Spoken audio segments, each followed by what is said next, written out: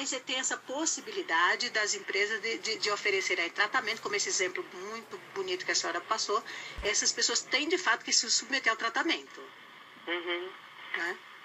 E na verdade... Só não pode ser compulsório, ele não pode ser obrigado. Não pode ser obrigado, mas assim, considerando que é uma doença, não pode haver uma recomendação simples, vamos lá, vai se tratar, recusou, tá bom, vai embora. Não é assim, eu acho que tem que o bom senso tem que nortear essa relação, tem que haver um respeito mútuo de ambas as partes, né? E uma vontade de ambas as partes de resolver a situação. Então, se o empregado se recusar, a empresa deve falar, nossa, eu estou com um grande problema, ele não quer. Se tratar, a jurisprudência diz que eu não posso demitir, como é que eu faço?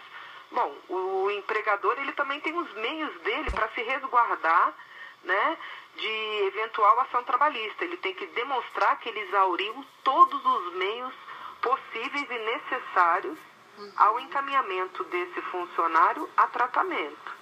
E aí envolve família, assistente social, departamento de recursos humanos da empresa, testemunhas, o chefe, o colega de trabalho. Então, eu acho que a empresa ela tem que se resguardar nesse aspecto. Ela tem que exaurir todos os meios e demonstrar, tentamos tudo e ele, de fato, se recusou. E há até casos, por exemplo, assim, deve pensar, mas há casos que nem é possível haver essa reabilitação, esse tratamento. Cada organismo reage de uma forma, né, num tratamento. Não é uma ciência exata nesse aspecto. Todos se submeterão ao mesmo tratamento e todos terão o mesmo resultado. Infelizmente não é assim. Então, o que ocorre? Naqueles casos onde exaurida todas as possibilidades de recuperação do empregado e que ainda assim ele fique apenas um curto período, né, sem demonstrar dependência e depois volte a fazer uso e daquela mesma forma primitiva, o que vem acontecendo? A aposentadoria por invalidez nessas hipóteses. Mas não é no primeiro momento. Tem que esgotar todas as vias possíveis do tratamento. Quer dizer que ele passado por todo um processo. Exatamente, todo e que um processo. Esse processo não tenha dado resultado, essa pessoa pode ir para ficar encostada, como diz a história.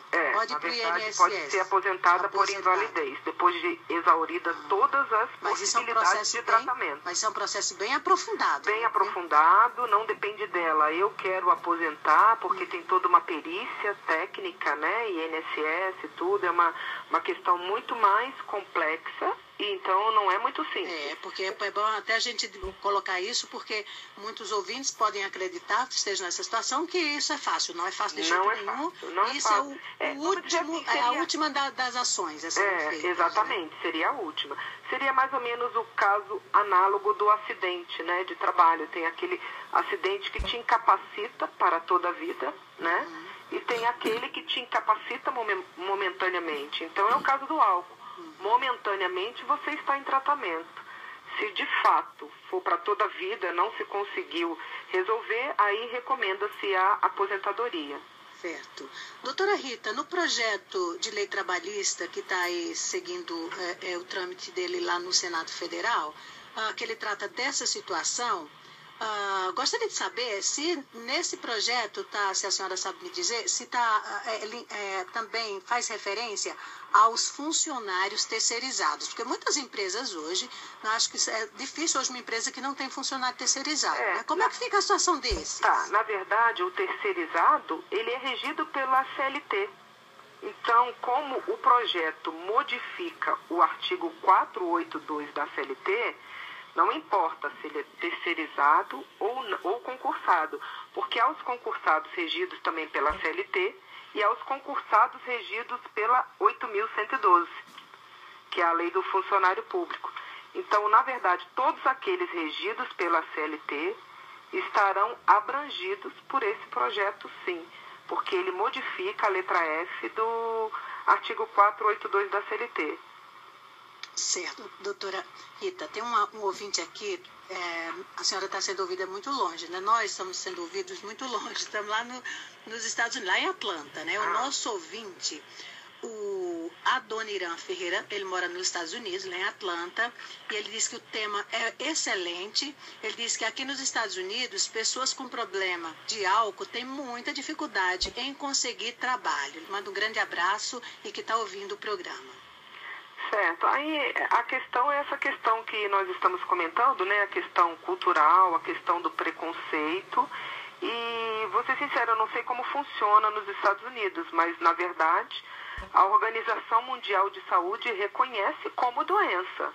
Então, eu acredito que, nesse aspecto, tem que haver, vamos dizer assim, programa das empresas, né, no sentido de procurar a reabilitação, o tratamento daquele funcionário e jamais essa forma de preconceito, porque nós temos que nos conscientizar que é um problema de saúde pública, isso envolve toda a sociedade, todos nós seremos vítimas, quanto mais funcionários, empregados nessa condição forem lançados na sociedade, mais a sociedade vai ser prejudicada em todos os aspectos. Certamente, então, até porque, né, doutora Rita, muitos desses empregados são excelentes profissionais que, por causa de uma situação dessa, de um problema de saúde desse, que não é reconhecido como um problema de saúde, acaba indo para o ostracismo por falta de uma ajuda, né? De uma oportunidade.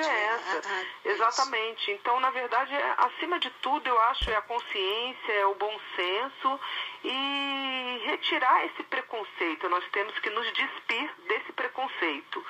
E saber diferenciar, né? Na verdade, o usuário ocasional, o consumidor regular, ele, de fato, ele apresenta uma falha moral e, por isso, um desvio de conduta.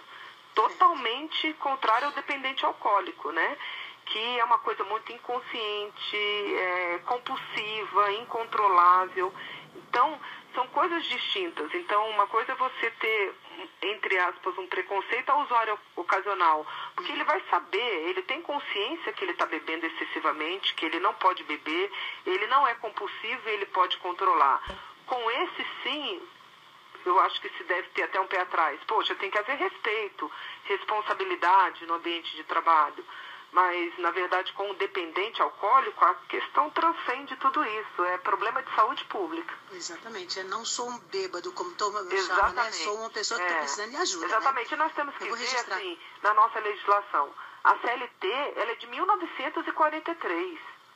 E ela, nesse aspecto, nesse artigo 482, ela nunca foi modificada. E agora, atenta a essa recomendação da OMS, né, esse entendimento da OMS, já tem esse projeto e os tribunais estão totalmente antenados a isso e determinando a reintegração dos empregados nessa Doutora condição. Rita, eu preciso registrar a participação do Francisco Moroni, até porque nós temos mais nem um segundinho, a senhora vai registrar em 30 segundos, tá bem?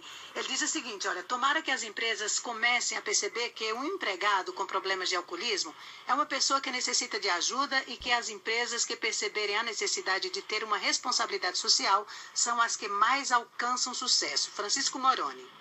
Francisco, essa frase eu acho que sintetiza toda a entrevista, traduz tudo isso e, na verdade, as empresas hoje estão estabelecendo convênios com clínicas especializadas, objetivando, na essência, a recuperação. O objetivo é a reabilitação do empregado para que ele retorne de forma digna à atividade profissional e à sociedade. Conversamos, portanto, com a advogada Rita de Cássia Vivas, falando conosco sobre os problemas enfrentados aí pelas corporações aí com o vício do álcool e as possibilidades, né, de que isso dê uma luz no fim do túnel. Doutora Rita, foi um grande prazer conversar com a senhora. Eu agradeço, muito obrigada a você e aos ouvintes. Um grande abraço, até a próxima, Repórter CBN.